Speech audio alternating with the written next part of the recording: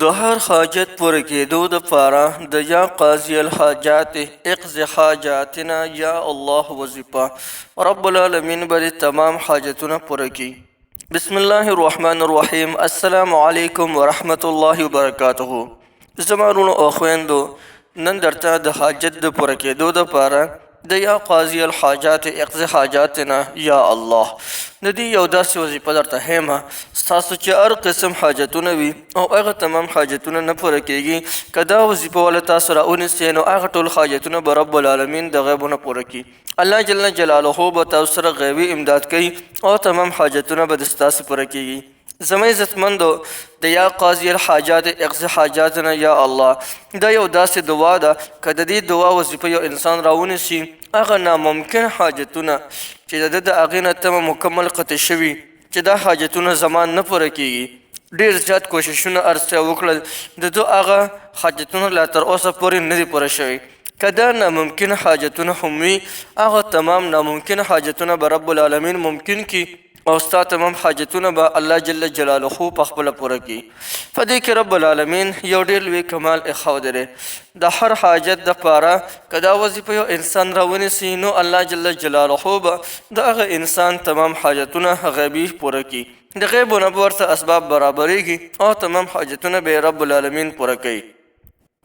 زما عزتمندو، که زموږ حاجتونه هغه د هر څه سره متعلق وي، که موږ د رزق د روزۍ د لاسه تنګ راغلي وو، زموږ روزي لنډه تنګه وي، که دې دپاره هم د یا قاضي الحاجات اقض حاجاتنا یا الله دغه وظیفه راونیسئ تمام حاجتونه به دې الله جل شانه پوره کړي. د هغې سره به دې روزي هم ډېره زیاته پراخه شي. عزتمندو، که قرضونه د باندې ډېر زیات وي او دا وظیفه ولا تاسو راونیسئ نو انشاءالله تمام قرضونو ته به څه غیبي سبب برابر شي او الله جل شانه به تمام قرضونه ستاسو ختم کړي. کله کله داسې وشي انسان باندې قرضونه راوړئ او په دې ګمان سره وکړي قرضونه چې الله جل شانه به را باندې رحم وکړي او تمام قرضونه به ختم کړو، لیکن یو ورځ د بلې نه بدتره وي، بله د بلې نه بدتره وي. کومه ورځ چې راځي نو هغه د بلې ورځې نه بدتره وي. دې کې په انسان باندې د قرضونو یو لوی بوج جمع شي، بیا هغې د لاسه انسان ډېر سخت پریشانه وي. که هغه هم د یا قاضي الحاجات دغه کومه دعا چې را که د دې دعا دغه وظیفه راونیسي نو څونه قرضونه چې ولې نه وي، یعنې داسې قرضونه چې د غرونو برابر وي، هغه تمام قرضونو ته به الله تعالی غیبي سبب برابروي او دغه تمام قرضونه به رب العالمین ختموي. دې کې رب العالمین داسې لوی طاقت او داسې لوی پاور ایښودی. زما عزتمندو، دې نه علاوه که زموږ د رشتې بندش وي او زموږ رشتې هغه نه کېږي نو نن که دا وظیفه والا تاسو راونیسئ نو الله جل شانه به تاسو نه په یو مناسب ځای کې رشته درکړي. یا د چا د رشتې بندش په هر صورت کې کېدی شي، نو که د چا د لور خور رشته نه کېږي او دا وظیفه والا راونیسئ نو انشاءالله هغوی ته به رب العالمین په یو مناسب ځای کې رشته ورکړي.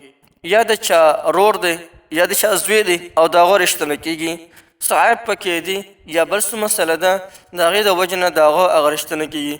که دا وظیفه والا راونیسئ الله جل شانه به یو کس مهربانه کړي او هغو ته به رشته به ورته زر تر زره میلاو شي. دې نه علاوه که انسان ډېر سخت غریب دی او د غریبۍ نه ډېر سخت تنګ راغلی دی او د ده په زړه کې دغه خواهش دی، ارمان دی چې الله جل جلاله دی ما زر تر زره مالداره کړي، هغه دې هم دا وظیفه راونیسي الله جل شانه به زر تر زره مالداره کړي، غریبي به رب العالمین په مالدارۍ سره بدله کړي. که څوک د اولاد نه محرومه وي، اولاد نه وي، نو که دا وظیفه والا هم راونیسي نو رب العالمین به د هغوی ته نیکمله او صالح اولاد ورکړي. ان تر دې پورې چې د جمعي حاجتونو د ټولو حاجتونو دپاره دا وظیفه که تاسو راونیسئ نو الله جل جلاله به تمام حاجتونه د ستاسو د غیبو نه پوره کوي، غیبي سبب ورته برابریږي او تمام حاجتونه به د ستاسو پوره کېږي. راځي وظیفه خو درته ښکاري یا قاضي الحاجات اقض حاجاتنا یا الله. وظیفه خو دغه د انتهایی آسانه ده. د وظیفې کولو طریقه دا ده چې ستا یو خاص حاجت راشي تر د یو هفتې پورې 5 واړه وخته مونځ پابندۍ سره کوه او د هر مونځ نه پس 20 پیرې یا قاضي الحاجات اقض حاجاتنا یا الله دا وظیفه کوه.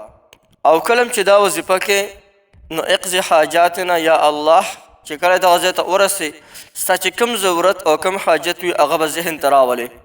د دې وظیفې نه به 3 کرته مخکې درود شریف وي، 3 کرته وروسته درود شریف، او هر مانځه پسې به همدغې طریقې سره وې. دا کومه طریقه چې درته ما وښوله. بیا یو هفته مسلسل همداسې کوې. بیا د ماسخوتن د مانځه نه پس به کښېنئ او د ماسخوتن د مانځه نه پس به تاسو به په یو ناسته باندې 15,000 کرته دغه وظیفه کې یا قاضي الحاجات اقضي حاجاتنا یا الله 15,000 کرته. او د هغې نه پس به الله جل جلاله ته لاس پورته کوي او دعا به وغواړئ یا الله زما دغه پلانکې حاجت دی او دا حاجت راله پوره کړي. خو چې د شپې کله وایي د ماسخوتن مانځه نه پس کله د هر څه نه فارغه شئ او کښېنئ نو مخکې به 11 ځله درود شریف وایي. که د مانځه نه پس وایي نو 3 کرته درود شریف.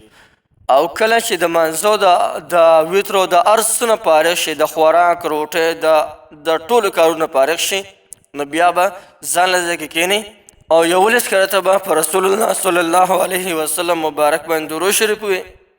او بیا به 15,000 کرته یا قاضي الحاجات اقضي حاجاتنا یا الله وظیفه کې بیا 11 کرته په نبی علیه السلام باندې به درود شریف وي.